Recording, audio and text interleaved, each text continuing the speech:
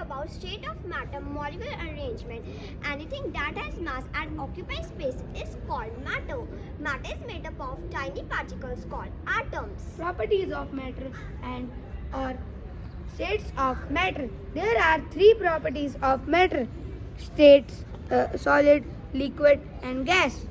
Solid particles are that tightly packed retains its shape. Example: ice cubes, desks, and books.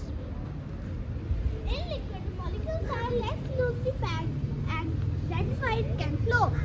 In gases, the molecules are spread by a large amount, so the gases have no space. Example: oxygen, carbon dioxide, all other gases. Full form of LPG is liquid petroleum gas, and full form of CNG is compressed natural gas.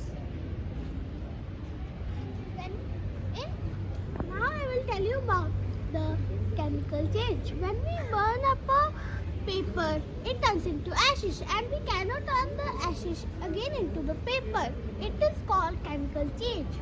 When we put a water tray in refrigerator, it becomes ice. When we take it out after some time, it again becomes water. This is called physical change. Thank you and have a nice day.